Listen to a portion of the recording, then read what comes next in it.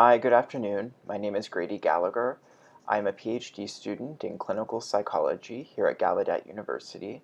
I'm excited to share with you that I just defended my dissertation proposal yesterday, and I feel great about that. I'm also a research assistant at the Petito Brain and Language Center for Neuroimaging, also at Gallaudet University in Washington, D.C. Today I'm excited to talk about school readiness and developmental neuroplasticity in children with hearing aids and cochlear implants. Whew, I know that's a mouthful. I feel bad for the interpreters, so I won't make them say that again. So we study how children learn over time, especially if they use hearing aids and cochlear implants. Something everyone watching today is challenged with in their line of work is how do we best support a young deaf child? It's not always an easy solution. The common medical assumption and the common public assumption is that if I provide early access exposure to speech through a hearing aid or a cochlear implant with adequate training, that the brain will adapt and that the child will be more likely to succeed. This was our assumption too. However, we found some evidence that suggests that listening does not become easier over time and can negatively impact the brain. Let's take a closer look at what we found.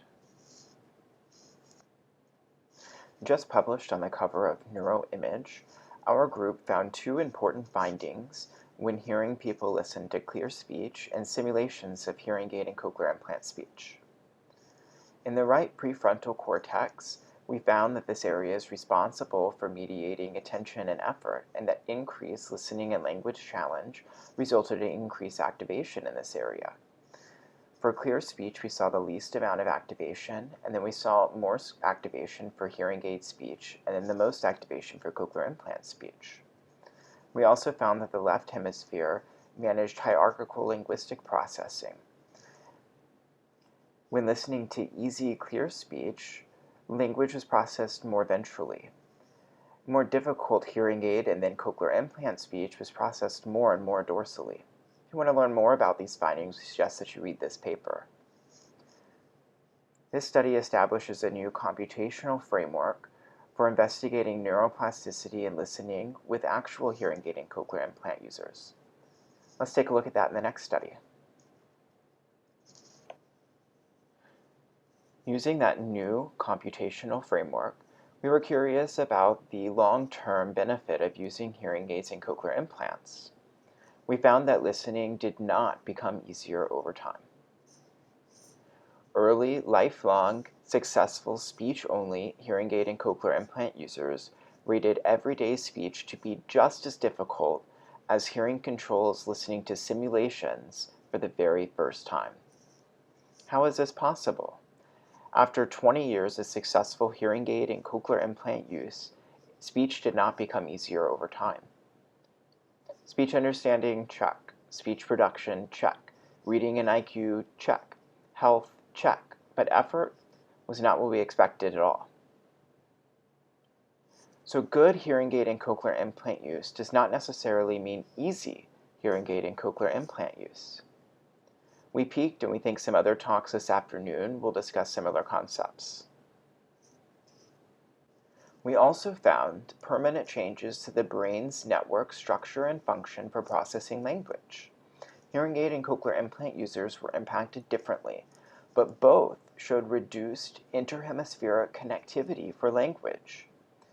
This connectivity reflects a person's ability to predict and adapt to the environment around them. These findings suggest that listening effort equals negative learning, specifically for the development of emotional regulation and for the learning of language. We find that both are impacted. What does this mean for a young deaf child who has hearing aids or cochlear implants? What do they need for optimal learning across life? Our current study tests three hypotheses. The first is the adaptive listening hypothesis, which is that the brain will adapt to early exposure to speech using hearing aids and cochlear implants with adequate training, and that is key for early reading and language development. The second is the effortful listening hypothesis, which is that the brain does not adapt over time to those technologies. Early, lifelong use of hearing aids and cochlear implants with listening alone is not enough and can negatively impact the cognitive and emotional development and learning of language. Struggling to listen means struggling to learn. Third is the adaptive language hypothesis, that visual language is the most accessible pathway for many deaf children. Deaf children exposed early to visual language have shown better school readiness and language and reading development than those who are exposed to speech alone. Our current study is a longitudinal study of learning. We're testing children before and after the first grade. We use two different technologies. The first is FNIRS, Functional Near-Infrared Spectroscopy Brain Imaging, measure of cognition, and the second is Thermal Infrared Imaging, a measure of emotion. We're using game-like science tasks and engaging children with tickets and prizes that they can exchange for toys to motivate and encourage them to do well in the task, and we're excited to share some of those findings with you. We have pilot proof of concept data from a much larger study that's currently underway.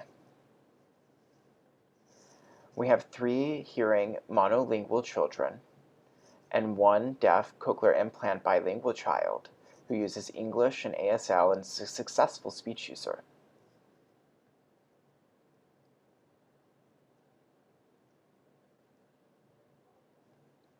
The hearing monolinguals and the cochlear implant bilingual were matched on English reading and nonverbal IQ.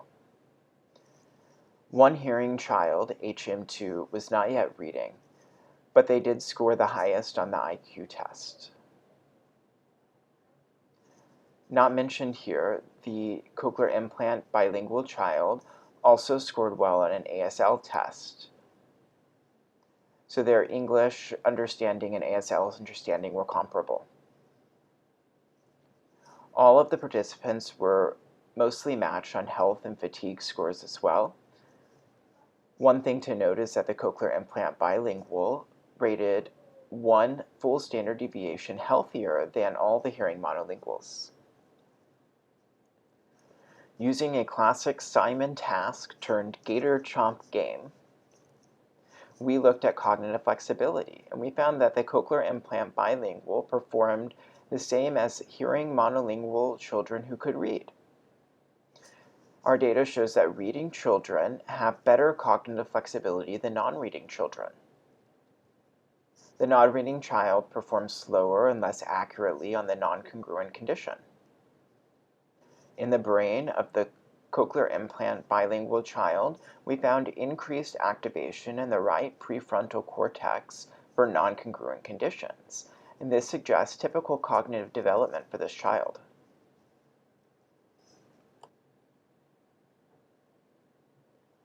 Using an overt word reading task, we look at reading development in 3 different areas of sound-to-letter mapping: shallow, deep, and generalized sound-to-letter mapping. The cochlear implant bilingual child is an emergent reader and performed very well on regular words with a 1-to-1 sound-to-letter mapping like stop.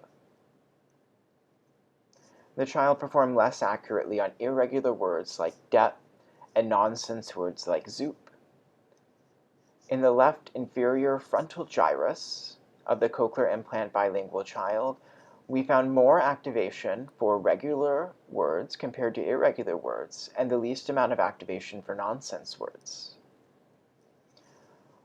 Earlier work done by Petito found that deaf bilingual children actually outperformed hearing monolingual children on these tasks and in the brain. It would be very interesting to see how our data compares with hearing monolinguals and how this child develops over the next year of school.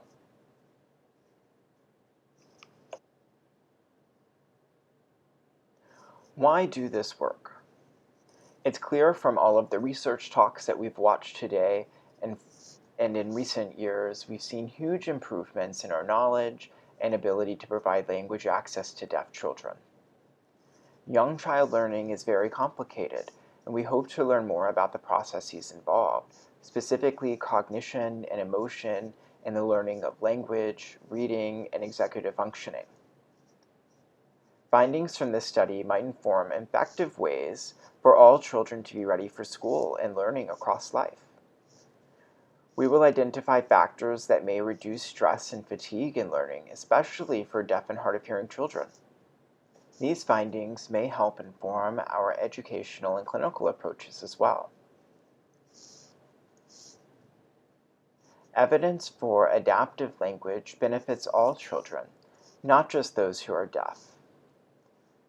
Our impact is truly broad and worth investigating further. Thank you. Thank you all for your 10 minutes of attention.